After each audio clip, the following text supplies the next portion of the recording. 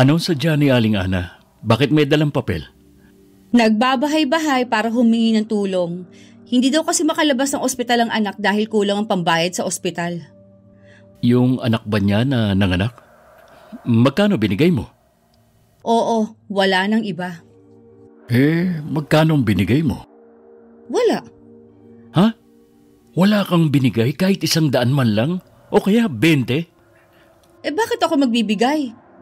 Akala ba nila pinupulot lang natin ang perang kinikita natin? Kaya namimihasa ang mga yan na gumawa ng problema nila dahil alam nilang merong tutulong sa kanila. Ang dami mo na agad sinabi. Imbis na tumulong ka na lang sana. Ipinapaliwanag ko lang sa'yo kung bakit hindi ako nagbigay dahil tinatanong mo. Sana nagbigay ka kahit magkano lang. Walang-wala naman talaga ang mga yun . Ilang beses na kasing sinabihan ni Aling Ana ang anak niyang yun na tumigil na sa pagbubuntis dahil 7 na ang anak. Sige pa rin. Puro pasarap lang ang alam. Kapag may problema, dala ng papel at ballpen para manghingi ng tulong sa mga taga rito. Ganun talaga kapag mga taong kapos sa pinag-aralan. Hindi nila naiintindihan ang hirap ng buhay. Ang alam lang nila magparami ng anak. Palibasa nga kasi maraming naaawa at tumutulong sa kanila kaya ayos lang na gumawa ng bata. Magbibigay ako kahit 50 kapag dumaan dito. Baka isipin naman nila may bigasan tayo pero hindi man lang nagbigay kahit magkano. Wala silang karapatang magreklamo kung hindi man tayo magbigay. Hindi naman natin sila obligasyon. Mabuti na ring nakakatulong kahit papano. Sabi nga mas mabuti na yung ikaw ang nagbibigay kesa tayo ang binibigyan. Hay, bahala ka. Huwag ka lang kukuha dito sa kaha natin ha. Bilang ko kung magkano ang perang nasa loob nito. Huwag ka mag-alala. Hindi ako kukuha dyan. Dapat lang. Aba, ang hirap-hirap kumita sa panahon ngayon Tapos itutulong mo lang. Ang swerte naman nila. Naiiling na lang ako habang nagsasampay ng mga damit na nilabhan ko. Narinig ko kasi ang lahat ng pinag-usapan ng hipag at kapatid ko. Sa iisang compound lang kami nakatirang magkakapatid. Ang lupang kinatitirikan ng mga bahay namin ay lupa ng namayapa naming ama. Naririnig ko yata ang boses ni Sally. May kaaway ba siya? Wala po. Kausap lang po niya si Kuya Roger. Ang pinagtatalunan nila yung pagbabahay-bahay ni Aling Ana para makalipon ng pera. Siguro gusto magbigay ng kapatid mo pero ayaw ni Sally. Ganun na nga po, Nay. Alam niyo naman po yung manugang niyo. Ewan ko ba dyan sa hipag mo? Bakit ganyan ang ugali? Mula nang nakapag-abroad si Roger at makapagpundar sila ng kabuhayan, ang laki na ng ipinagbago. Iba talagang nagagawa ng pera sa tao. Binabago nito ang ugali. Mali po kayo, Nay. Ganun na po talaga ang ugali ni Ate Sally. Lumabas lang ng magkapera na sila. Siguro nga, kaya tuloy ang kuya mo, hindi na gaanong nagbibigay sa akin. Minsan, patago pa. Paano naman kasi si Kuya Roger, takot din sa asawa. Ayaw niya mag-away sila. Lagi na lang din tuloy laman ang tsismisan niyang si Sally. Wala naman po siyang pakialam kung pag-usapan man siya ng mga tao Ang importante sa kanya marami siyang pera. Pati yata yung mga apo ko sa kanya nahahawa na sa ugali niya. Totoo, Nay. Lalo na yang si Arlene, namimili na rin ang kakausapin. Bago sumagot, titingnan muna niya mula ulo hanggang paa. Nahihiya nga ako sa inasal ng batang yun dahil pinsan ng itay ang ginanon niya. Talaga? Naku, nakakahiya naman. Kaya ako lang din naman napansin kasi nga hindi na nagpupunta rito para magmano. Hayaan niyo na lang po, Nay. May iba pa naman kayong mga apo na di hamak na mas mababait at magalang kaysa sa kanila. Sana naman nagagabayan ni Roger. Kawawa naman kasi ang mga anak niya pagdating ng araw. Ang problema po kasi kay Ate Sally, hinahayaan niya maging ganun ang pag-uugali ng mga anak niya. Mga maldita, at akala mo kung sino na. Wala pa naman napapatunayan. Hinaan mo lang ang boses mo. Baka mamaya may makarinig sa'yo. Wala po akong pakialam, Nay. Hanggang ngayon kasi naiinis pa rin ako. Hindi ko makalimutan kung paano kayo pinagdabugan ng Arlene na yon. Humingi na rin naman ng dispensa ang kuya mo kaya kalimutan na natin. Si kuya ang humingi ng dispensa, pero hindi ang anak niya. Hayaan na lang natin, kaysa naman lumaki pa ang gulo. Kuya mo naman ang maiipit.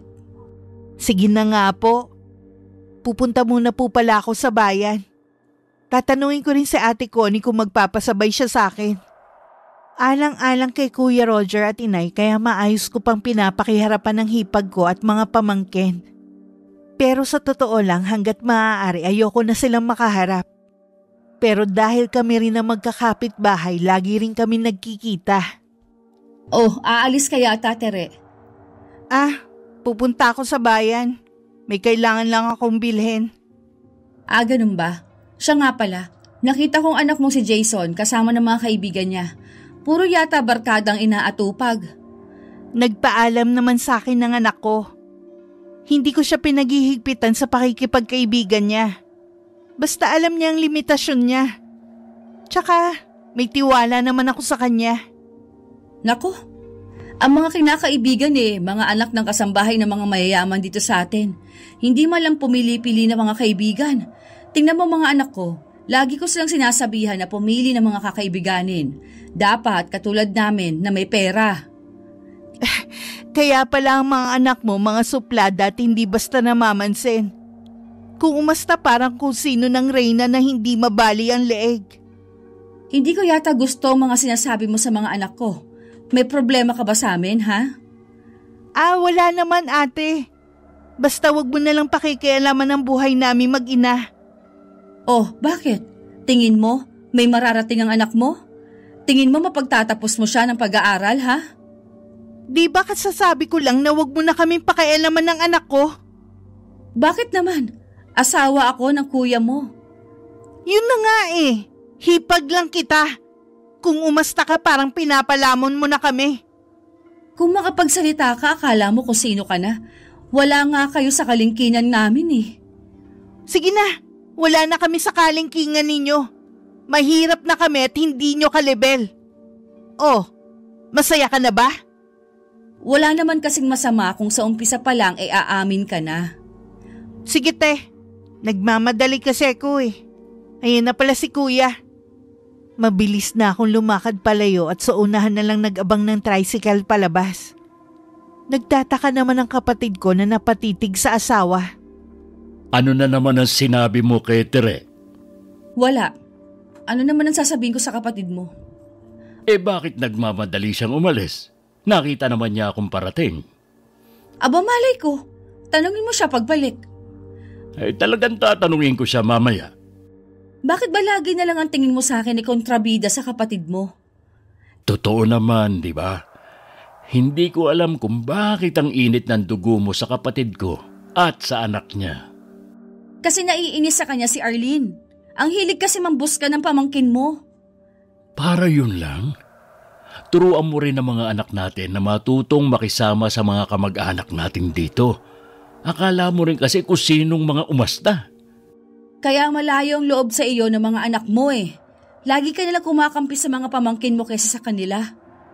Wala akong kinakampihan. Sinasabi ko lang na hindi ko gusto ang inaasal ng mga anak mo. Oo na, sasabihan ko na. Dapat lang. Ikaw ang ina. Pero konsentidora ka rin Ano ba yan? Humaba na naman ang pagtatalo natin. Baguhin mo ang ugali mo para hindi tayo laging nagtatalo. Bakit ko babaguhin? Ganito na ako nang makilala mo. Gusto mo ba na hindi na gumanda ang tingin sa'yo ng mga tao rito? Wala akong pakialam kung ano ang tingin nila sa akin. Inggit lang ang mga yan kasi marami tayong pera. Ang pera, nauubos. Pero ang pagiging mabuti ay habang buhay. Ewan. Mag-uumpisa ka na naman ng manermon Kailan kaya magiging bukas ang isip mo? Diyan ka na nga. Marami pa akong gagawin. Naiiling naman na nasundan na lang ni Kuya Roger ng tingin ng asawa. Hindi naman kasi lingid sa kanyang kaalaman na malaking pagbabago sa hipag ko. Mula na makapag-abroad siya at makapundar sila ng sasakyan at negosyo. Oh, naligaw ka yata dito. Dinadalaw ko lang po kayo. Baka akala nyo hindi ko na kayo naalala. Ganun na nga ang iniisip ko. Sa lapit ba naman ang bahay ninyo, hindi mo man lang ako masilip dito. Mabuti pa ang ibang mga kapatid mo Kahit malayo sila, naaalala nila akong puntahan dito. Pasensya na po kayo, Nay. Marami lang po talagang ginagawa. Ito nga po pala, Nay, panggastos nyo. Ay salamat, iho. Tatanggapin ko to dahil kailangan ko. Kamusta naman po pala ang kalusugan nyo? Ayos naman. Dinadaing ko lang minsan itong mga buto ko at madalas na ring sumakit itong tuhod ko. Hindi po ba kayo nahihirapang maglakad? Minsan, lalo na kapag malamig ang panahon. May binibili naman sa akin ng mga herbal si Tere. Mas hiyang sa akin kaysa uminom ako ng tableta. Kaya naman nagpapasalamat ako sa mga ibinibigay ninyo magkakapatid sa akin. Magsabi lang po kayo kung anong kailangan nyo. Sapat na itong ibinigay mo. Ayoko naman na abusuhin ka o kahit sino sa inyo magkakapatid. Huwag po kayong magsalita ng ganyan. Obligasyon po namin yon dahil mahal namin kayo. Ayoko lang din kasi na akong simulan ng pagkakagalit ninyong mag-asawa. Huwag niyo pong pansinin si Sally. Ganun lang po talaga yun. At saka, pera ko naman po ang binibigay ko sa inyo. Maiba nga pala ako. Kumusta ang mga anak mo? Hindi na kasi sila dumadalaw dito Medyo abala lang po sa pag-aaral yung dalawang bata. Minsan po papupuntahin ko rito. Baka kasi may tampo sila sa akin o kaya sa tiya Tere nila. Tama lang po na pagsabihan sila.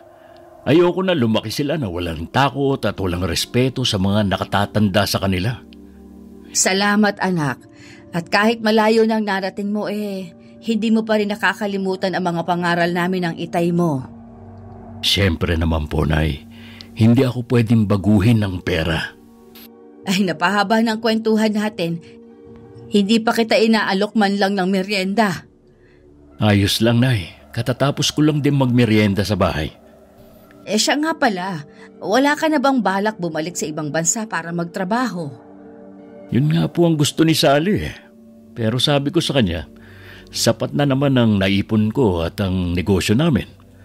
Gusto ko po kasi na mas magabayan ang mga anak namin. Ayoko kasi na mas pahalagahan nila ang material kesa sa pamilya. Dapat pareho kayo ng layunin ng asawa mo, hindi yung magkasalungat ng paniniwala.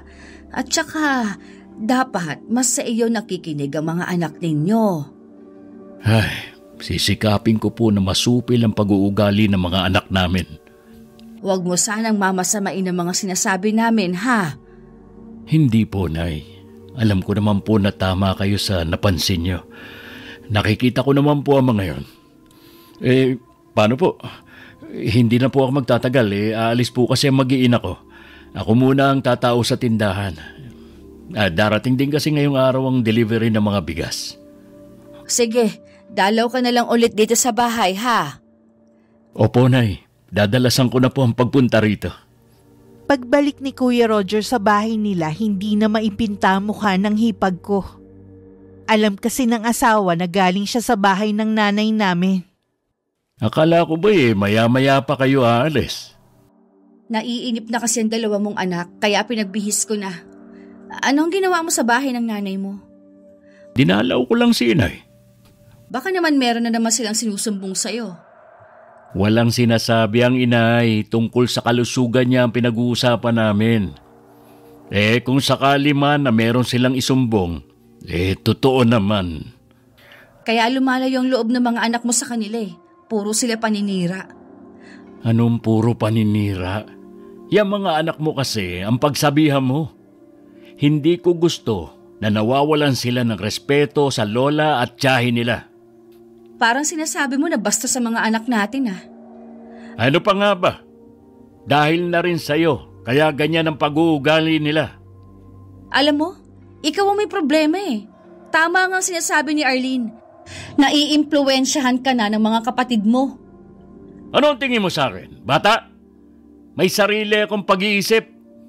Hindi ako naiimpluwensyahan ng kahit na sino. Nakikita ko naman kung paano mo palakihin ang mga anak natin. Gusto mong igaya sa'yo. Imbis na ang mga anak mong kampihan mo, ibang mga tao pa talaga. Hindi sila iba sa akin. Pamilya ko sila. Siguro, mas maigi kung bumalik ka na lang sa abroad. Mas tahimik kami sa bahay na to kung kami lang ng mga anak mong nandito. Bakit ba pinipilit mo pa akong mag-abroad, ha? Sinabi ko naman sa'yo na ayoko na. Talaga bang seryoso ka sa sinasabi mo? Paano si Arlene? Sa isang taon, mag-aaralan siya sa kolehiyo. O bakit? May pera naman tayong pampaaral sa kanya. Para makatipid, sa public school na lang siya pumasok. Pareho lang naman yun. Ano na lang ang sasabihin ng mga taga rito kapag sa public mo papapasukin ang anak natin? Huwag mong iisipin ang sasabihin ng ibang tao dahil hindi naman silang gagasto sa pag-aaral ng anak natin. Basta hindi ako papayag. Di ikaw ang gumasto sa anak mo. Akala mo yata ganun kadali ang magpaaral sa college. Buwisit talaga sa bahay na to. Tara na nga mga anak. Lihim pa nagpasalamat si Kuya Roger na makaalis ang mag-iina. Kahit ilang oras lang makakaranas ng katahimikan ng bahay na yon. Ilang sandali pa, pumunta na lang siya sa tindahan nila ng mga bigas. Malakas naman ang benta nila sa bigas dahil sila lang ang nagtitinda sa barangay namin. Nagpapautang din sila at kinsenas ang bayaran. Kuya, kalahating kaban nga ng bigas. Yung katulad pa rin ng kinukuha ko dati Ganun pa rin ba ang presyo? Ipapabuhat ko na lang kay Alan. Ang tagal nyo ding naubos yung dati mong kinuha. 3 lang naman kami sa bahay Si Jason naman hindi na nagbabaon. Dahil mas gusto niya sa kantin kumain. Siya nga pala. Alam kong nagkasagutan na naman kayo ng asawa ko. Pagpasensya mo na ang ate mo, ha? Pasensya ka na rin kuya Minsan napapatulan ko na rin ang asawa mo. Masyado kasing maldita Pareho lang naman kayong maldita Mas malala ang asawa mo, no? Lahat na yata ng masamang ugali nasa kanya na. Iwasan mo na lang ang ate mo para hindi kayo laging nagbabangayan. Todo iwas na nga ako Siya naman tong pansin ng pansin sa akin. Talaga lang naghahanap siya ng gulo. Kapag hindi ako makapagpigil ilalabas ko ang baho niya. Anong ibig mong sabihin? Wala kuya. Kalimutan mo na ang sinabi ko. Ano ba ang baho ang sinasabi mo tungkol sa asawa ko? May alam ka ba sa kanya na ayaw mong sabihin sa akin? Ay, tungkol lang sa ugali ng asawa mo sa ibang tao. Siguro alam mo na yun. Yun lang ba talaga? Oo naman. Malalaman mo rin ang iba pa niyang ginagawa. Lalo na sa mga tao niyo dito sa bigasan niyo. Hindi ka ba nagtataka kung bakit walang tumatagal? Alam ko naman yun. Kaya nga mula ngayon, ako na ang hawak nitong bigasan namin. O paano kuya? Uwi muna ako Magluluto pa kasi ko Ipadala mo na lang kay Alan yung bigas. Pagdating niya, ipapasunod ko na lang. Naghatid din kasi ng bigas dyan sa kabila. Napakagatlabi na lang ako habang naglalakad pa uwi. Muntik na kasi kung madulas kanina. Pero kung sakali man na magkagipitan, hindi ako magdadalawang isip na ipagtapat kay kuya ang nalalaman ko. Kanina ko pa napapansing tulala ka dyan. Iniisip mo pa rin ba ang alitan ninyo ni Sally? Ay, matagal ko na po itong tinatago sa dibdib ko, Nay. Ngayon dahil sa ginagawa ni Ate Sally, baka hindi na ako makapagtimpi. Ano ba ang sinasabi mo dyan, Meron po kasi kung alam na sikreto ni Ate Sally. Iniisip ko lang po si Kuya Roger. Kaya mas pinili kong itikom muna ang bibig ko. Anong sikreto yon? Bakit hindi mo yata binabanggit yan sa akin? Ayoko po kasi magkagulo tayo Kaya nga lang ngayon nakakagalit na mag-inang yun. Total naman naumpisahan mo na. Sabihin mo na ang sikretong yon. Sige po, Nay. Karapatan niyo ring malaman. Siguro pagkatapos kong sabihin to, hindi na kayo magtataka kung bakit ganun ang ugali ng mga apo nyo. Kung bakit hindi nila nakuha sa atin ang mga ugali nila. Pinapakaba mo naman ako eh. Bilisan mo. Sabihin mo na. Hindi po mga anak ni Kuya Roger sina Arlene at Ella. Ano ka mo? Totoo ba yan? Paano mo nalaman? Aksidente ko lang pong nalaman. Narinig kong nag-uusap si Ate Sally at Gaston. Pilit pinapaamin nung lalaki ang magaling niyong manugang kung anak niya si Arlene. Umamin naman ang makiring babaeng yun. Pero kumpare nila si Gaston. Magkaibigan din sila ni Roger mula nung nag-aaral sila. Kaya nga po nakakakulo ng dugo eh. Paano nilang nagawang pagtaksila ng kapatid mo? Mga walang kahihiyan. Nung una hindi ako naniniwala. Pero habang lumalaki si Arlene, nagiging kamukha na ni Gaston. Pati kulay niya, nakuha niya sa kanyang ama. Pati ba si Ella? Hindi po sigurado si Ate Sally. Pero kamukha rin niya si Gaston. Kaya ipagpalagay na natin na anak niya pareho ang dalawang yun. Masasaktan ng kuya mo oras na malaman niya ito. Kaya nga po eh. Matagal na panahon ko rin itong kinimkim. Ngayon alam niyo na kung bakit gano'n na lang ang reaksyon ko tuwing sinasabihan niya ako na walang asawa. Minahal ko pa naman ang dalawang yon sa kabila ng mga ugali. Dahil akala ko, mga tunay kong apo. Hindi naman po kailangan magbago ang pakikitungo niyo sa kanila. Dahil lang sa natuklasan niyo. Nagagalit lang naman ako sa kanila dahil sa ginagawa nilang pambabastos sa inyo. Hindi ko alam.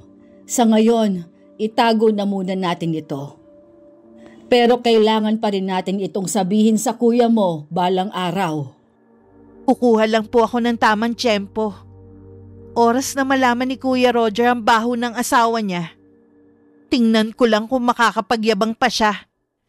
Mula nang malaman ni Inay ang tungkol sa sikreto ni Ate Sally, napansin kong kahit nakikita niya ang dalawang bata, hindi na niya pinapansin. Kahit na magdala ng lutong ulam sa amin, hindi man lang niya binate. Tuluyan na nga sigurong lumayo ang loob niya sa kanila. Alam mo ba, pinadalhan ko ng ulam ang nanay mo kanina. Sabi ng magkapatid, hindi daw sila pinansin ng lola nila. Ha? Imposible naman. Alam mo namang magiliw ang inay sa mga anak natin. Kita mo nga minsan, kapag ilang araw nang hindi nakikita pumupunta pa ang inay dito. Nagtataka nga daw ang magkapatid sa inasal ng inay mo. Imbis na magmano tuloy sila, hindi na lang daw sila lumapit. Baka wala lang sa mood ang inay. Matanda na kasi at marami nang nararamdaman sa katawan yun. Alam mo naman na ayokong binabaliwala ang mga anak natin. Palalaki mo na naman. Napakaliit na bagay lang Anong maliit na bagay? Napahiya ang mga anak natin dahil hindi sila pinansin ng lola nila. Ngayon alam na nila ang pakiramdam ng napapahiya. Mas higit pa doon ang naramdaman ng lola nila ng pagbagsakan ni Arlene ng pinto. Tapos na yan. Bakit kailangan pang ungkatin? Kung ayaw mong nauungkat ang nakaraan, pangaralan mo na lang ang mga anak natin. Ay, bakit ba kasi ako nakipag-usap pa sa'yo Hindi mo naman kinakampihan ng mga anak mo. Anong gusto mong gawin ko? Awayin ko ang inay, ha? Hindi ko sinabing awayin mo. Dinagmukha na namang masama ang mga anak natin. Sana kasi, pagsabihan mo ang nanay mo, tumatandang paurong Ikaw ang tumatandang paurong. Lahat na lang kasi ng sumbong ng mga anak natin. Gusto mo, may aksyon agad. Hindi mo na lang palampasin. Lola naman nila yun Hindi na naman batang paslit ang mga yan. Lalo na si Arlene. Parang hindi maintindihan ng lola nila. Sige na nga, tama ka na. Kami na ng mga anak mo ang laging mali. Ay naku, sumasakit ang ulo ko sa'yo. Diyan ka na nga. Saan ka pupunta? Malapit na tayong maghapunan. Roger! Tuloy-tuloy lang lumabas ng bahay nila si Kuya. At hindi na pinansin ang pagtawag ng asawa. Tamang-tama naman ang isa niyang kumpare, nagyayayang uminom sila. Kaya naman pinagbigyan na niya. Nasa kalagitnaan na sila ng pag-iinom nang dumating naman si Gaston. Walang kamalay-malay si kuya na ang kaharap niya ang pumipendeho sa kanya. Ano bang pinagkakaabalahan mo ngayon, pare? Sa bahay lang ako, pre. Hatid sundo sa 2 anak kong nag-aaral. At minsan, hinahatid ko rin sa trabaho yung panganay ko. Ang misis mo ba wala pang balak na umuwi rito sa atin? Pumirma pa nga ng kontrata eh. Tinaasan kasi siya ng sahod ng amo niya. Dapat nga pauwi na siya, kaya lang nanghihinayang din siya 2 taong pagtatrabaho. Sa bagay nga, kung malaki nga naman ang sahod niya manghihinayang nga talaga yun si Mare. Ikaw pare, wala ka na bang balak sumampa sa barko? Wala na, pare. Mukha lang masarap ang buhay sa barko, pero napakahirap. Muntik na nga akong hindi makabalik ng buhay sa pamilya ko Bakit naman? Sa barko kasi, hindi talaga maiiwasan yung mga nakakaalitan. Muntik na akong ihagis sa dagat. Mabuti na lang, may nakakita sa nangyari. Kaya tinapos ko na lang ang kontrata ko at hindi na uli pumirma ng bago.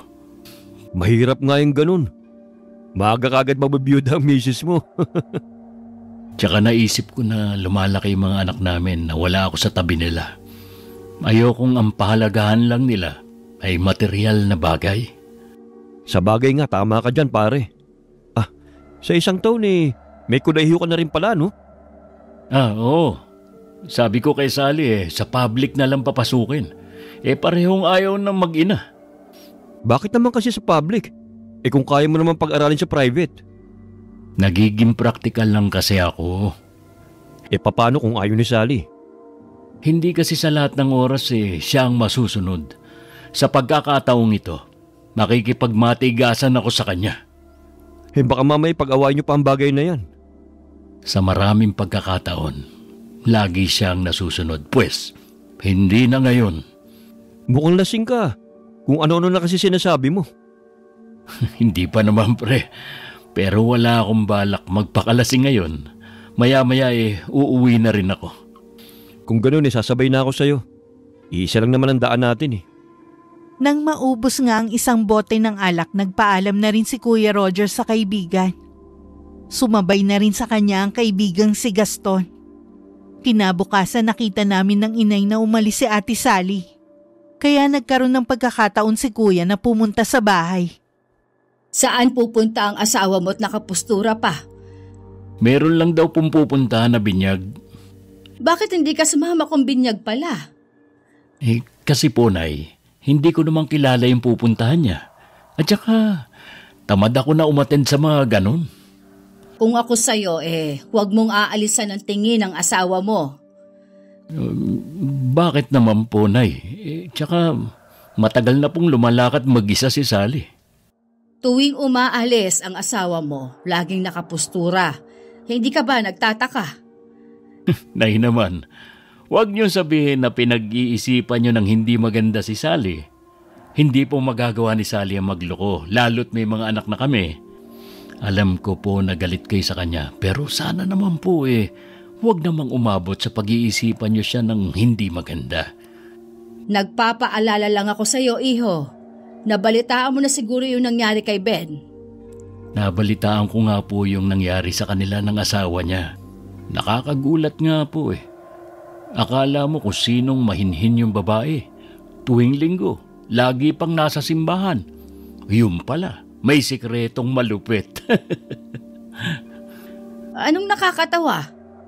Masyado kasi kayong seryoso Hindi naman porke ginawa ng asawa ni Ben, gagawin na rin ni Sally o ng ibang babae. Oo nga naman, Nay. Mahalay niyo naman hindi yun kasama sa ugali ng asawa ni Kuya. Maiba nga pala ako. Kaya ako nandito Naalala ko malapit na ang birthday ng inay. Gusto ko sanang maghanda. Pwede naman, Kuya.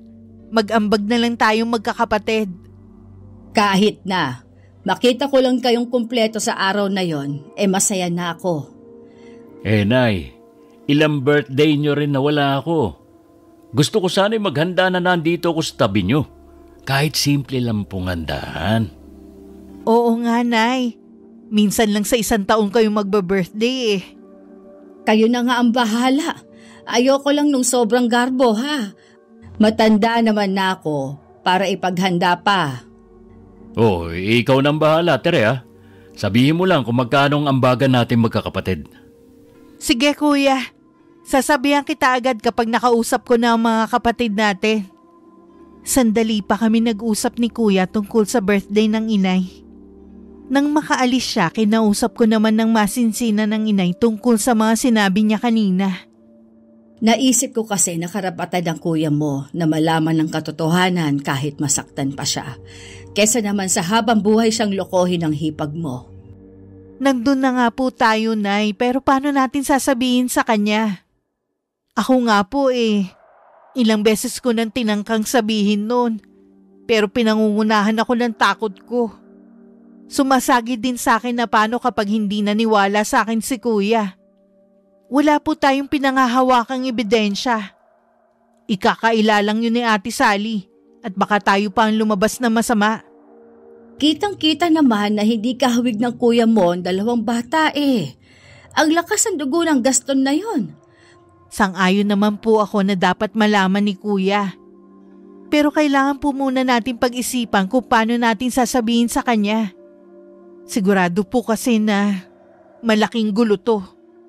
Pagkatapos ng kaarawan ko, sa ayaw at sa gusto mo, sasabihin ko na sa kapatid mo. Sige po, Nay. Nandito lang ako sa tabi niyo kapag ipinagtapat na natin kay kuya matagal ng lihim ng asawa niya. Ay, hanggang ngayon, hindi pa rin ako makapaniwala na magagawa ni Sally ang ganoong bagay kay Roger. Pareho din po tayo ng nararamdaman, Nay. Pero ginawa nga talaga ng manugang niyo. Habang nagpapakahirap si kuya na kumayod para sa kanila, siya naman nagpapakasarap sa kandungan ng ibang lalaki. Para tuloy akong biglang nawala ng amor sa 2 batang yun. Ang naaalala ko na lang ay yung ipinapakita nilang hindi kaaya-ayang ugali sa atin. Kaya pala, hindi sila anak ng kapatid mo. Hindi man lang nagduda si kuya. Magaling magtago at magmanipula si Sally.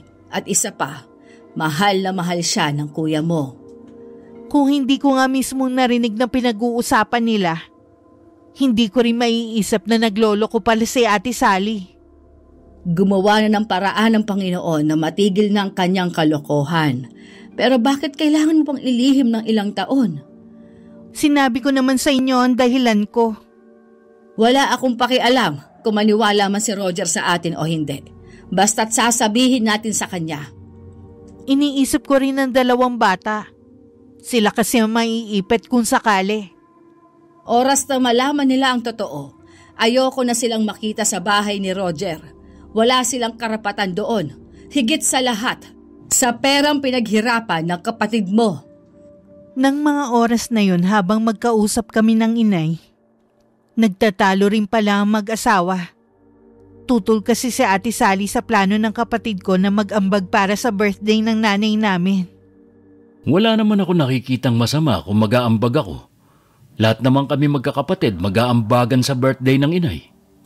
Hayaan mo na lang ang mga kapatid mo. Yung perang ibibigay mo, itabi mo na lang para sa pag-aaral ni Arlene. May budget ako para sa pag-aaral ng mga anak natin. Iba ang bibigay ko sa nanay ko. Basta. Huwag ka magbibigay sa nanay mo. Sino bang nagsuggest niyan? Si Tereba? Hayaan mo siya na gumastos para sa birthday ng nanay niya.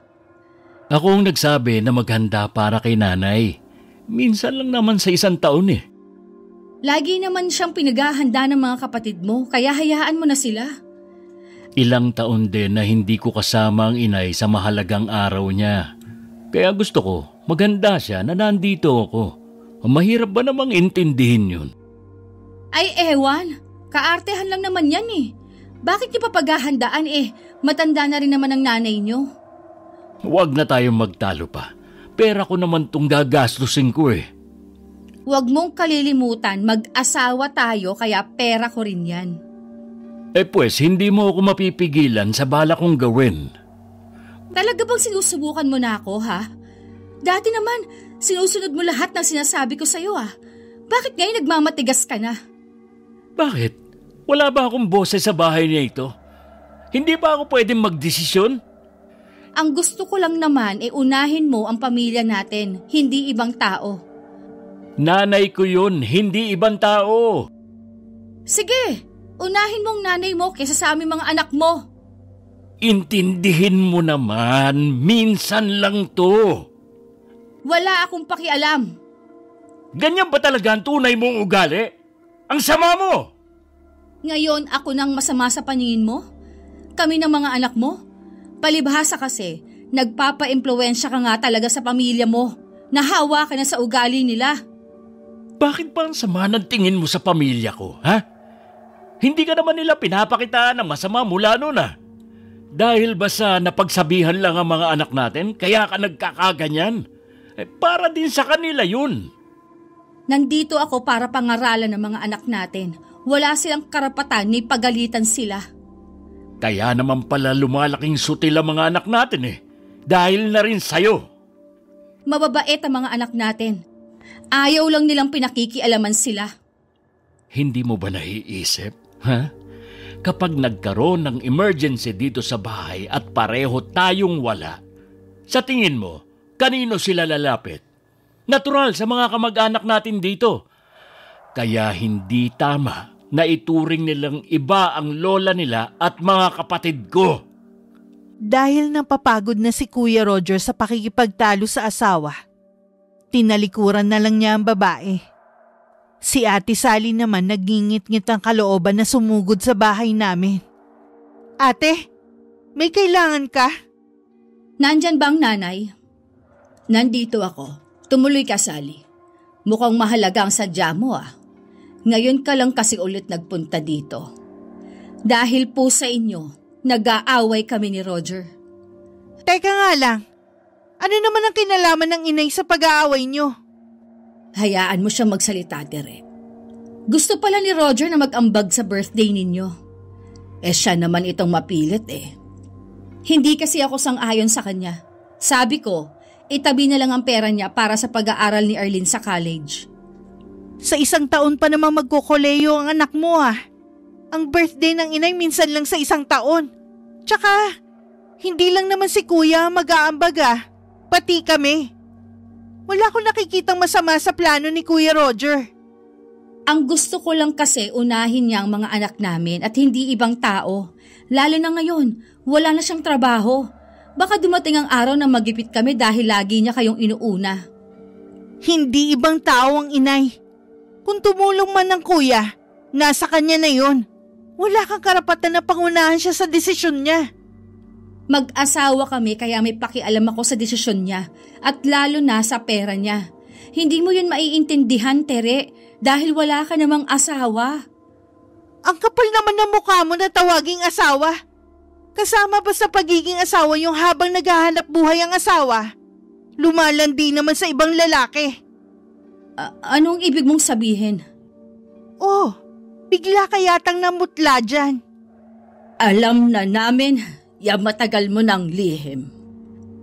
Anong lihim? Hindi ko alam ang sinasabi ninyo. Siguro, pagkatapos itong gagawin ko sa'yo, hindi ka na magkakaila. Nay! Bakit ninyo ako sinampal? Kulang pa yan sa ginawa mo sa anak ko. Hindi ko alam ang sinasabi ninyo. Sasabihin ko kay Roger ang ginawa ninyong to sa akin. Sige, sabihin mo sa kanya. Magsumbong ka. Hindi ako natatakot sa'yo para malaman na rin niya ang baho mo. Wala po akong alam sa mga sinasabi ninyo. Kung gusto lang ninyo akong sirain sa asawa ko, hindi niya kayo paniniwalaan. Tignan natin. Kitang-kita naman ang ebidensya na hindi niya anak sina Arlene at Ella. Anak mo sila kay Gaston. Ang kapal ng mukha ninyong lokohin ang anak ko. Wala pong katotohanan yan. Huwag niyong gawan ng kwento ang mga anak namin. Hanggang kailan mo paninindigan ang kasinungalingan mong yan, ha? Hindi po ako nagsisinungaling. Kayo itong nagsisinungaling. Naging mabuting asawa ang anak ko sa'yo. Binigyan ka niya ng magandang buhay. Tapos igaganti mo sa kanya 2 anak mo sa ibang lalaki. Hindi ninyo kayang patunayan yan. Wala kayong mapapatunayan. Bumalik ka rito, ate! Hindi pa kami tapos sa'yo! Hayaan mo na lang siya.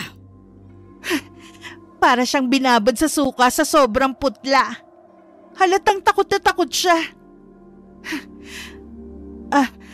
Nay, okay lang po kayo? Medyo nanikip lang ang dibdib ko. Siguro po dahil sa galit nyo. Hanggang ngayon, parang sasabog pa rin ako sa matinding galit. Siguradong gagawa ng paraan si Ate Sally na makausap si Gaston. Ang kakapal talaga ng mga muka. Mabuti na rin yon para malaman nila, lalo na ang Gaston na yon, na hindi habang buhay ay maitatago nila ang lihim nila. Tama nga ang hinala namin ng inay. Gumawa ng paraan si Ate Sally para mapaalam kay Gaston na may nakakaalam na ng lihim nila. Paanong nalaman na mag-inang yun? Hindi ko nga alam eh. Sumasakit na nga ang ulo ko sa kakaisip. Hindi kaya hinuhuli ka lang nila? Sa tingin ko hindi. Sigurado sila nang sabihin yun sa akin. Sinampal pa nga ako ng biyenan ko.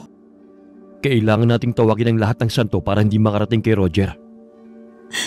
Buti sana kung pakinggan tayo ng mga sinasabi mong santo. Kasalanan ang ginawa natin. Baka dumating na ang karma nating dalawa. Kapag nagkataon, kawawa ang mga anak natin. Kapag nakarating na kay Roger, kahit anong mangyari huwag kang aamin. Walang aamin sa ating dalawa. Umamin man o hindi, maaapektuhan pa rin ang mga anak ko. Paano kinabukasan nila? Nag-iisip na rin ako ng paraan para maiwasan natin na lumabas ang lihim natin. Dapat manatili lang sa mag-inang yun ang nalalaman nila. Parang gusto ko nalang maglaho sa kinatatayuan ko. Gusto ko rin pagsisihan kung bakit ako nagpadala sa tukso. Nangyari na, kahit magsisikap pa ngayon. Hindi mo na mabubura ang nangyari. Talagang nasa huli ang pagsisisi.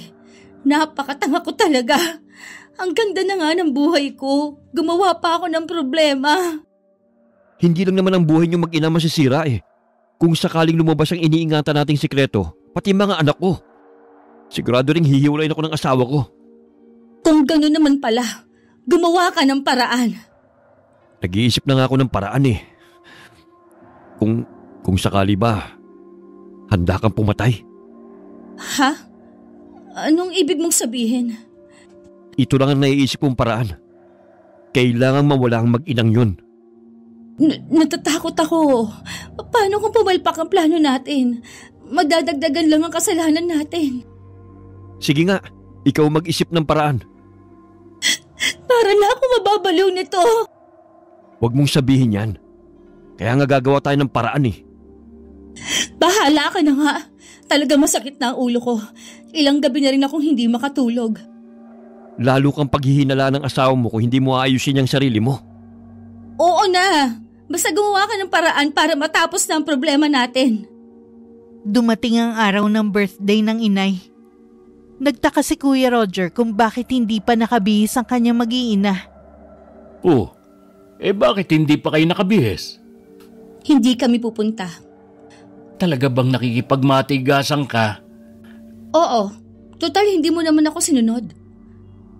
Kung ayaw mong sumama, yung 2 bata na lang ang sasama sa akin para mabati nila ang lola nila. Hindi sila sasama sa'yo. Sa akin sila makikinig. Talaga bang hindi na ako nire-respeto ng mga anak natin, ha? Kasalanan mo rin kasi kung bakit walang amor sa'yo mga anak natin. Ngayon, alam ko na kung kanino nagmana mga batang yan. Mas gugustuhin ko na rin yon kaysa na makuha ng mga anak natin ang ugali ng pamilya mo. Sige lang, patunayan mo palalo na masama talaga ang ugali mo. Pati tuloy mga anak mo, nasasabihan na rin ng hindi maganda. Inggit lang ang mga yon dahil ang mga anak natin, hindi katulad ng mga kabataan sa tabi-tabi. Sa mga sinasabi mo, sana wag bumalik sa'yo. Mabuti pa, umalis ka na. Huwag mo na kaming intindihin. Hindi naman kami mahalaga sa'yo eh. Anong hindi? Kayo itong ayaw sumama. Akala nyo ba hindi kayo hahanapin dun? Kung talagang pinahahalagahan mo kami, susunod ka sa akin. At isa pa, ayaw ko rin makipagplastikan sa mga kapatid mo. Lahat na lang sa mga kapatid ko. Kalaban mo.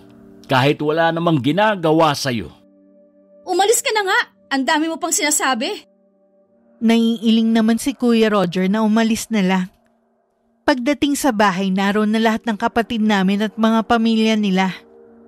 Nagtataka naman si Kuya dahil ni isa walang nagtanong kung nasaan ang kanyang mag-iina. Hindi tuloy niya maiwasang magtampo sa amin. Naging masaya naman ang selebrasyon ng kaarawan ng inay. Malalim na rin ang gabi na magsiuwian ng mga kapatid ko sa kanilang bahay. Kinabukasan, maaga pa lang nasa amin na si Kuya Roger. Ang aga mo naman, Kuya. Parang hindi ka napuyat kagabi Ganito naman ako lagi Kahit anong puyat, maaga pa rin nagigising. Oo nga pala. Bakit hindi pumunta ang mag-iina mo kagabi? Ay, hindi ko mapilit pumunta Huwag mo na lang babanggitin kay inay Tutol kasi si Sally na magbigay ako sa birthday ni inay. Alam naman namin yun ng inay. Sumugod dito sa bahay ang asawa mo. Kung ano-ano ang mga sinabi niya sa nanay natin. Ang babaeng yun talaga. Pati nga mga anak namin nahahawa na sa ugali niya. Ni ayaw na nga sumunod sa akin. Wala rin naman mga utang na loob ang mga anak mo. Pagkatapos ng mga ginawa mo sa kanila, sila pa ang walang respeto. Tungkulin ko naman na ibigay ang mga kailangan nila Hindi ko pwedeng isumbat yun. At saka may tatama pa naman ang mga ugali nila. Paano kung hindi na sila magbago? Dahil yun na ang nananalaytay sa mga ugat nila. Wala akong magagawa kundi tanggapin. Mga anak ko sila at mahal ko sila. Walang ibang iintindi sa mga ugali nila kundi kami mga magulang nila. Ang swerte mo nga dahil wala kang problema sa anak mo. Mabait talaga si Jason. Lagi siya nakikinig sa mga pangaral ko.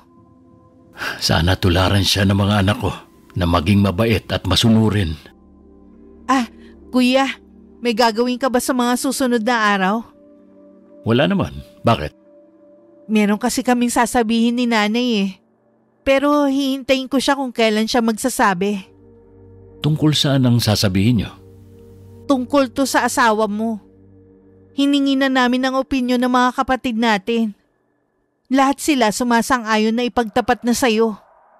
May ginawa na naman ba si Sally nang hindi ko alam? Oo, matagal na niyang lihim. Nasaan nga pala ang inay? Gusto ko siyang kausapin. Napagod ang inay kagabi kaya nagpapahinga pa siya. Tsaka napansin ko na hirap siyang huminga. Siguro masyado niyang dinamdaman na tuklasan niya. Baka kailangan natin siyang dalhin sa ospital kung naninikip ang dibdib niya. Hindi na kuya. Wala naman siya sakit sa puso Pakiusap lang namin ng inay, bantayan mo ang asawa mo. Napatitig na lang si kuya sa akin pero wala na akong sinabi pa sa kanya. Nang sumunod na araw naman, pumunta sa amin si Arlene na may dalang lutong ulam. Nay, gusto niyo po bang kumain? Nagdala po ng ulam si Arlene. Anong ulam? Sinaing na tulingan po. Siguro si kuya nagluto. Pinadala lang sa anak. Hindi naman niya anak yon. Hindi pa naman po alam ni kuya. Teka lang, nakalimutan ko palang takpan. Ang siba pa naman ng alaga nating pusa. Mingming naman. Inunahan mo pa kami sa ulam. Naku, ikaw talaga. Bakit kasi hindi mo agad tinakpan? Nawala po kasi sa isip ko na may alaga na tayong pusa Kapag kasi ganyang lumaki sa kalye, sabik pa yan sa pagkain. Kaya dapat, lagi may nakahaing pagkain dyan. Bakit hindi ka na sumagot dyan? Natulala ka na naman. Nay, yung pusa natin bumubula ang bibig. Ano ka mo? Nasa si Mingming? Nasa ilalim po ng mesa. Nalaso ng pusa natin. Kawawa naman. Yung ulam lang naman po ang kinain niya bago bumula ang bibig niya. Kung ganon, may laso ng ibinigay na ulam sa atin. Mukhang gusto tayong lasunin na mag-iinang yun. Paano nila nagawa ang bagay na ito? Sumusobra na talaga sila. Siguro po ito lang ang naiisip nilang paraan para tumahimik na tayo. At hindi makapagsumbong kay kuya. Kailangan na ito malaman ng kuya mo para masupil na ang mga sungay nila. Dito lang po kayo, Nay. Ibabalik ko lang sa kanila ang ulam na binigay nila. Huwag niyo rin po munang galawin ang pusa natin. Hindi ko na hinintay na makasagot pa ang inay. Kinuha ko na ang ulam at saka nagmamadaling lumabas ng bahay namin. Naabutan ko pang nagtatawanan ng mag-ina. Pabagsak kong inilagay sa mesa ang plato. Sabay pa silang napalingon at nahinto sa pagtawa. O bakit parang nakakita kayo ng multo? Heto na ang ulam nyo. Sa labas ka na muna, Arlene. Hanapin mo ang kapatid mo. Baka kung saan-saan na naman yung nagsusuot, mag-uusap lang kami ng tita mo. Bakit kailangan mo siyang palabasin? Ayaw mo malaman niya kung gaano ka kasama? Oh, ano bang problema mo ha? Bakit isinauli mo pa ang ulam na yan? Sige, kainin mo yan ngayon mismo sa harapan ko. Bakit ko naman gagawin yon? Kung hindi ninyo gusto ang ulam, sana itinapon mo na lang. Hindi yung isinauli mo pa dito. Kaya ko sinoli yan dahil may lason. Ano? Paano magkakaroon ng lasa ng ulam? Yan din ang inulam namin. Hindi mo ba alam na matay ang pusa namin dahil kumain siya ng ulam na binigay mo? Kaya huwag ka na magsinungaling. Pwede ba, Tere? Huwag mo akong pagbibintangan. Dahil sa ginawa mong to, mas mapapaaga na malaman ni Kuya ang ginawa mo. Huwag mo akong tinatakot, Tere. Hindi yan naniniwala sa inyo si Robert. Ah, talaga? Sige, tignan na lang natin. Saan ka pupunta, ha? Mag-usap muna tayo. Nakikita ko ang takot sa mga mata mo at panginginig sa boses mo. Alam ko natatakot ka na rin pero ang yabang mo pa rin. Nakikiusap ako sa'yo, Tere. Huwag mong sirain ang buhay naming mag-iina. Sana kasi noon pa natuto ka na magpakumbaba. Hindi yung umangat ka lang akala mo kung sino ka na. Ayan tuloy, malalaman na ng lahat ang matagal mo ng sikreto. Tere naman, kahit alang-alang sa mga bata. Sa totoo lang naaawa naman ako sa kanila eh. Kahit parehong maldita, mas nangingibabaw pa rin ang simpatya ko. Dahil siguro nanay rin ako. Pero hindi maaaring habang buhay mo nalang lolokohin ng kapatid ko. Tapos ito balak mo kami lasunin ng inay. Hindi naman ako may gusto niyan eh. Maniwala ka. Sino pala? Si Gaston? Nakakatakot pala kayo kung hahayaan na lang kayo. Tere! Teka lang! Huwag ka munang umalis! Tere! Anong gagawin ko? Kailangan malaman to ni Gaston. Samantala nadatnan ko ng kausap ng inay si Kuya Roger.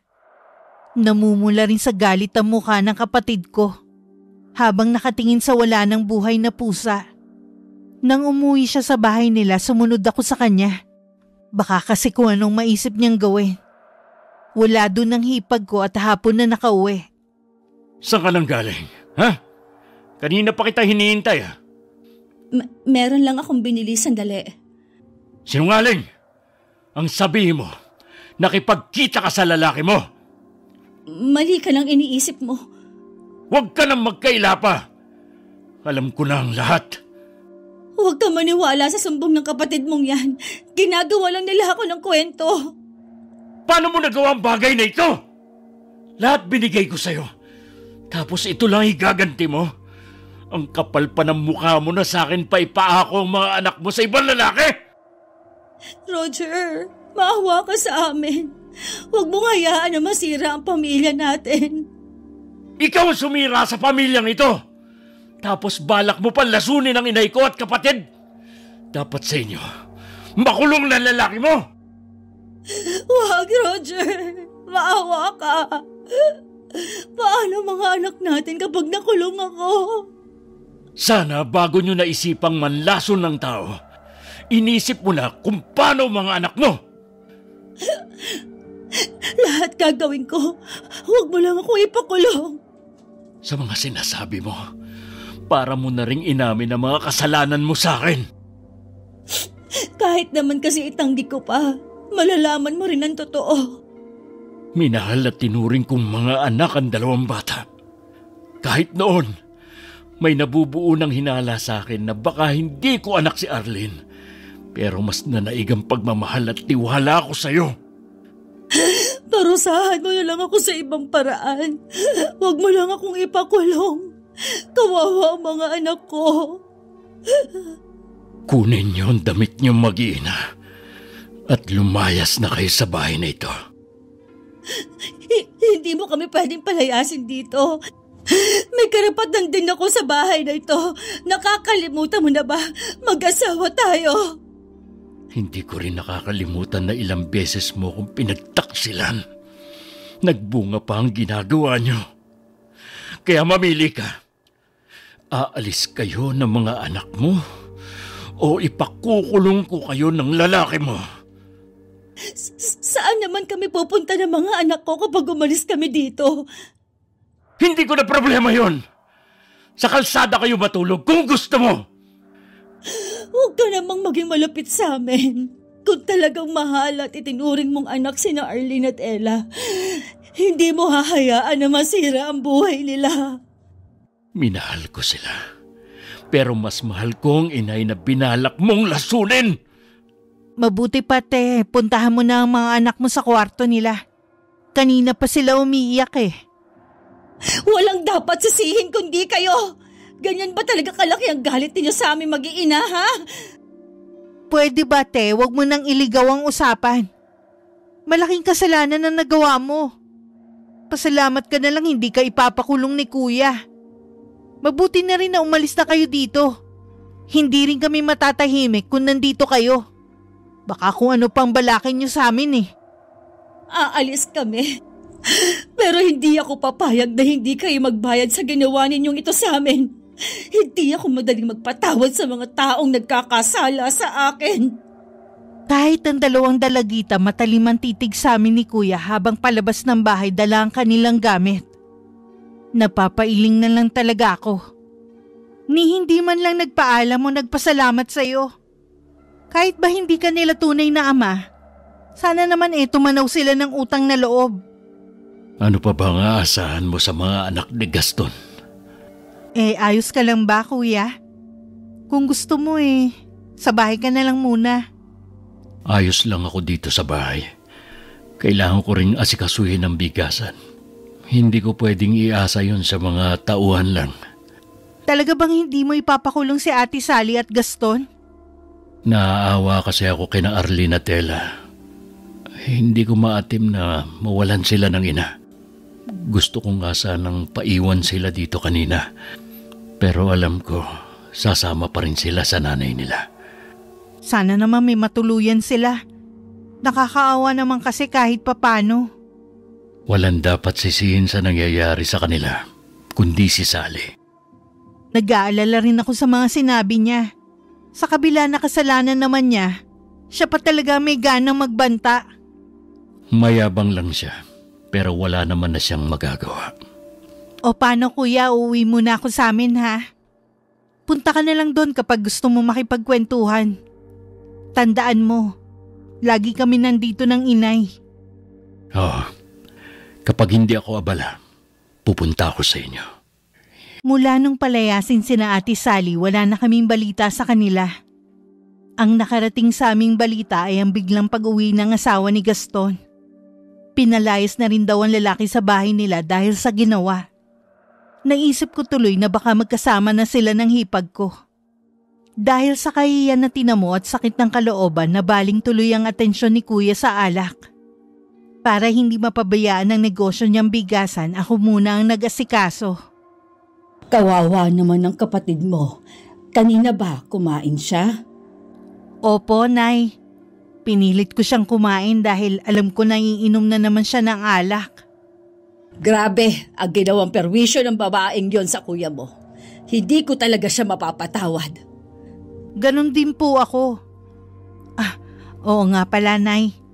Sabi ni Jason hindi na raw pumapasok ang magkapatid. Di po ba iisang eskwelahan lang ang pinapasukan nila? Ganun ba? Ibig bang sabihin nun, hindi na sila pinapasok ni Sally? Ganun na nga po siguro. Baka po tuluyan na silang nagpakalayo-layo. Imposible po kasi na patigilin sila ni Ate Sally sa pag-aaral. May pera pa naman siya. Bigla tuloy akong naawa sa dalawang dalagita.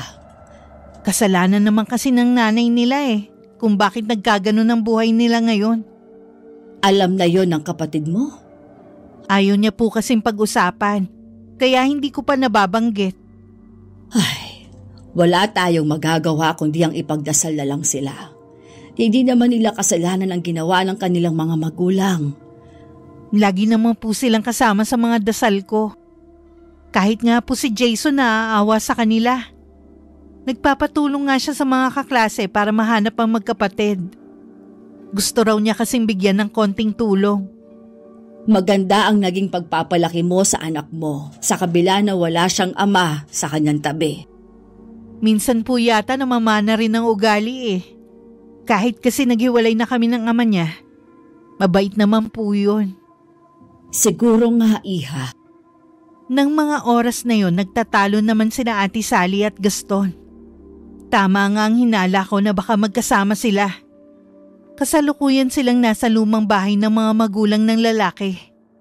Mas maganda pa yung inalisan natin. Itong bahay na to, mukhang pinamamahay na ng mga maligno. Sabi ko naman sa'yo, bahay to ng mga magulang ko. Matagal nang walang nakatira dito kaya ganito itsura.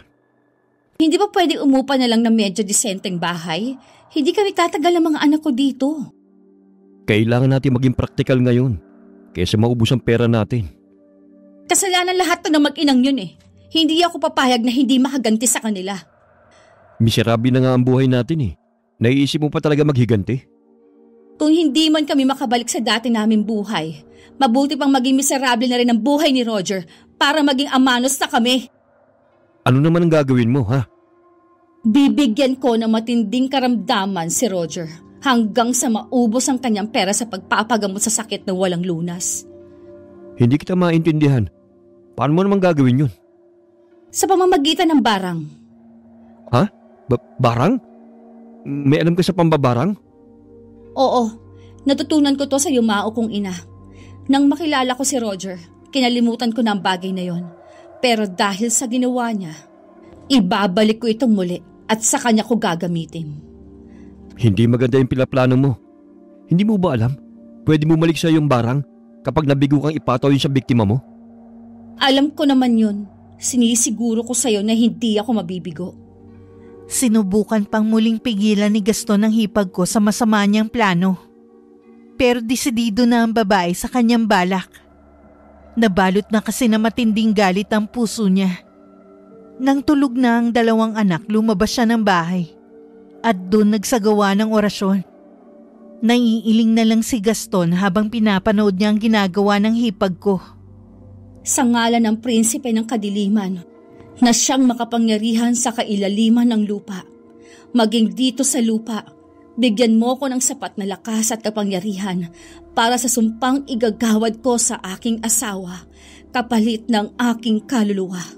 Humayo kayo mga alaga kong insekto. Manirahan kayo sa loob ng katawan ng taong labis kong kinasusuklaman. Humayo kayo!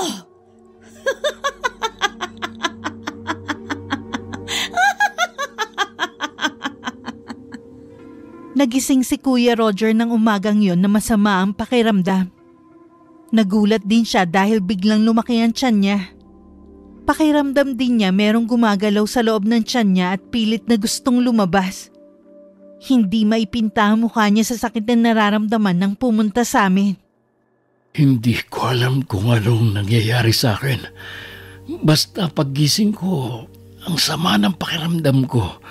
Tapos lumaki nga itong tiyan ko. Yan na nga bang sinasabi ko? Puro kasi alak ang inaatupag mo.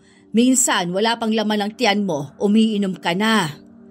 Baka nga po dahil sa alak kaya lumaki ng ganito ang tiyan ko. Ang mabuti pa dalhin ka na namin sa ospital. Tinawagan ko na si Kuya Kaloy. Sabi ko kung pwede niya akong ipagmaneho. Magpapacheck up lang ako. Sobrang sakit ba, iho? Halos kapusin na ako ng paghinga. Wala kasi ang kapatid mo at may pinuntahan silang mag-ina. Sana magpahilot sa kanya.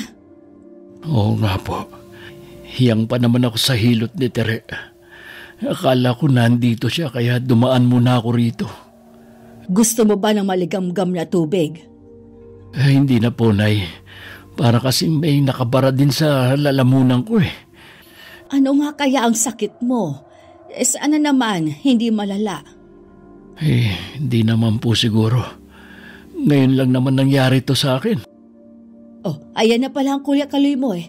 Ang mabuti pa, sasama na rin ako. Huwag na po, Nay. Dito na lang kayo. Kasama ko naman ang kuya eh.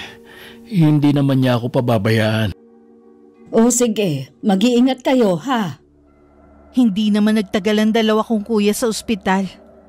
Dahil kahit sa ultrasound na ginawa, wala namang kakaibang nakita sa loob ng tiyan ni Kuya Roger. Okay din naman lahat ng pagsusuri sa kanya. Kahit duda sa mga doktor na tumingin sa kanya, napilitan na rin silang umuwi. Ginabi na kaming nakauwi ng araw na yun. Nang malaman ko nga ang kalagayan ni Kuya, agad ko siyang pinuntahan sa bahay niya. Nadatnan ko pa ang iba naming kapatid na nandun din. Kumusta na ang pakiramdam mo, Kuya?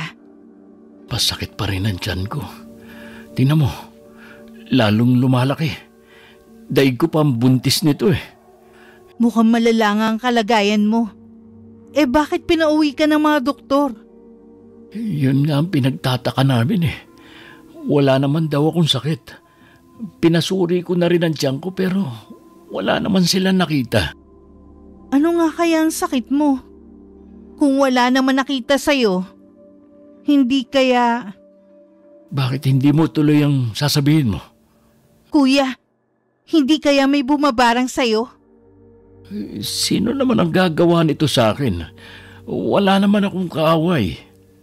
Di ba pinagbantaan ka ni Ate Sally bago siya umalis? Ito na yun.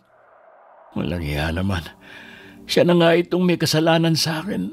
Ako pang pababarang niya. May mga tao talaga na kahit wala kang ginawang masama sa kanila, oras na binalot ng galit ang puso nila wala na silang gustong gawin kundi ang maghigante. Kung siya nagpabarang sa akin, kanino kaya siya lumapit? Ikaw lang ang kilala ko na nagmana ng kakayanan ng lola natin. Huwag kang maingay. Baka marinig tayo ng iba nating kapatid. Hanggang ngayon kasi ikaw lang ang nakakaalam. Wala na akong pinagsabihan. Alam mo naman na ayaw ng inay natin na merong magmana sa kaalaman sa pagbabarang ng lola natin. Naniniwala kasi siya na hindi ito biyaya, kundi sumpa ng dyablo. Huwag kang mag-alala. Hanggang sa huling sandali, ililihim kong sekreto mo. Salamat, Kuya. Alam mo naman ang tingin ng mga tao sa mambabarang Ayokong pangilagan nila ako, pati ang anak ko. Naiintindihan naman kita. Magagamot mo ba ako? Oo naman, Kuya. Hindi lang kita pagagalingin. Ibabalik ko rin sa taong bumabarang sa'yo ang ginawa niya. Mukha lang akong masigla pero ang totoo niyan, para na akong mamamatay sa sobrang sakit. Parang mahahati ang tiyan ko. Yung may gusto yatang lumabas. Malahiganteng linta ang nasa loob ng tiyan mo. Sinisip-sip nila ang dugo mo kaya ka namumutla. Palaki na rin sila ng palaki. Matindi talaga ang galit ng taong yun. Gusto niya unti-unti kang magdusa at saka mamatay. Umuwi lang ako para kunin ang libretang itim ng lola namin na nakatago. Isang orasyon ang inusal ko mula rito. May naririnig akong bulong na parang kinukontra ang dasal ko. Pero dahil sa natutunan ko sa aming lola, unti-unting nawala ang bulong na yon hanggang ang boses ko na lang ang naririnig ko. Makalipas ang ilang oras, lumiit na rin ang tiyan ni Kuya Roger. Nawala na rin ang pamumutla niya. Hinahabol pa rin niya ang kanyang paghinga, pero nasisiguro kong magaling na siya. Natalo ko ang sumpang iginawad sa kanya. Nagpaalam din ako na uuwi muna. Hindi naman lingid kay Kuya na balak kong ibalik ang barang sa kung sino man na bumarang sa kanya. Natutuwa naman ako at magaling ka na. Para ka lang nagdahilan. Magaling po talagang manghilot si Tere, kagaya ni Lola. Mabuti na lang yun lang ang minana niya sa lola ninyo. Oo nga po. Sayang nga lang ayaw niyang manggamot sa ibang tao. Hindi rin kasi biro ang maghilot. Minsan, naipapasa din ang sakit ng taong ginagamot. Hindi rin pala ganun kadali. Sa tingin ko dahil sa ginagawa ng inyong lola noon, kaya siya nang hina at yun na nga ang kanyang ikinamatay. Baka nga po yun na nga po ang kinamatay niya. Wala naman kasi siyang sakit Aba, papunta dito si Tere at kasama pa si Gaston. Ano po? Anong ginagawa ng hayop na yan dito? Huminahon ka muna. Baka may mahalaga siyang sadya. Kuya, Nay, meron daw sasabihin sa atin si Gaston kaya siya nagpunta. Sabihin mo na ang kailangan mo. Handa akong harapin ang galit mo sa akin, pare. Pero sana pakinggan niyo muna ako. Mahalaga ang sadya ko. Huwag mo nang patagalin na sadya mo. Wala na si Sally. Patay na siya. Ha? Ano? Ano ka mo? Na-aksidente ba siya? O nagkasakit? Kahit ako hindi ko rin maipaliwanag ang totoong nangyari sa kanya. Naisip ko na baka nabigo siya sa plano niyang pangbabarang sa'yo. Kaya bumalik sa kanya. Siya mismo bumarang sa akin? Oo. Gusto niya maging miserable din ang buhay mo. Sinubukan ko siyang pigilan pero hindi siya nakinig Itinuloy pa rin niyang balak niya. Paano siya namatay? Nagsimula siyang hindi makatulog at hindi rin siya makakain. Lagi niya kasing isinusuka. Nagtataka kami kung bakit lumalaki ang tiyan niya. Hanggang isang gabi, bigla na lamang pumutok na parang lobong tiyan niya. Lumabas doon ang napakaraming linta at mga insekto. Nasaan sina Arlene at Ella? Yun sanang ipapakiusap ko sa inyo. Kung pwedeng kupkupin niyo muna pansamantala yung dalawa hanggang makahanap lang ako ng trabaho. Ibalik mo na sila sa bahay. Ako na ang bahala sa lahat at sa pag-aaral nila. Hindi pare, obligasyon ko sila. Wala lang talaga akong malapitan. Hayaan mo na bumawi ako sa pagkukulang ko sa kanila. Ikaw ang bahala. Hindi naman kita aalisan ng karapatan sa kanila. Maraming salamat sa iyo. Alam ko na malaki ang nagawa kong kasalanan. Namin ni Sally. Kung gusto mo akong bugbugin ngayon, handa na ako.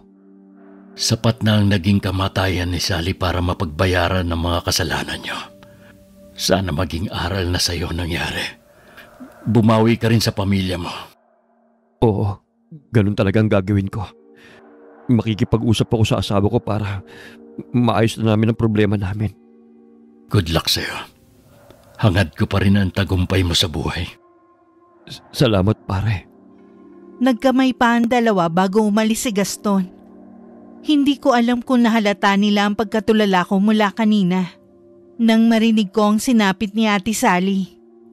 Hindi kasi ko makapaniwalang siya mismo ang binarang ko. Tumahang ka na sa pag-iyak mo. Hindi mo naman sinasadya Dahil sa akin maaga na ulila sa ina sina Arlene at Ella. Hindi natin kagustuhan ang nangyari. At saka, siya na rin ang nagdala sa sarili niyang kamatayan. Nakukonsensya pa rin ako, kuya. Asawa mo ang napatay ko. Kagaya ng paglilihim natin sa kakayanan mo sa pagbabarang, kailangan din nating itago na ikaw ang nakapatay kay Sally. Oo, kuya. Dadalhin ko sa sariling hukay ang lihim na to. Siguro, inadya na rin na mangyari yon para matapos na ang kanyang kasamaan. Hindi ko pa rin maiwasang maawa sa magkapatid. Pwede ka namang maging pangalawang ina nila. Alam ko na mas magiging mabuti kang ina kesa kay Sally. Oo, kuya. Lahat gagawin ko para mapalapit ako sa kanila. Pupunan ko ang pagkawala ng kanilang ina. Ganyan dapat. Mamaya, ihahatid na ni Gaston ang magkapatid. Sana, kuya. Sa pagbabalik nila sa atin maging mabuting bata na sila. Tiyak yun. Lalo't wala nang masamang impluensya sa kanila. Kung magsalita ka, kuya, parang hindi ka apektado sa pagkamatay ng asawa mo. Apektado rin siyempre. Nalulungkot din ako sa biglaan niyang pagkawala. Pero natanggap ko rin agad nang malaman ko ang ginawa niya sa akin. Kaya kung ako sa'yo, kalimutan mo na ang nangyari. Oo, kuya. Mabuti pa abangan na natin ang pagdating ng dalawa. Hindi naging madali na mahuli ang loob ni na Arlene at Ella. Sa tulong na rin ng anak kong si Jason, lumambot rin ang puso nila sa amin. Sa loob lang ng ilang buwan, naging malapit na sila sa amin ng inay. Sa kabila na hindi namin sila kadugo, itinuring pa rin namin silang kapamilya. May mga gabing binabagabag pa rin ako dahil sa nagawa ko kay Ate Sally. Pero laging dasal ang aking sandata. Ang pinakamabisa at makapangyarihan sa lahat. Wakas,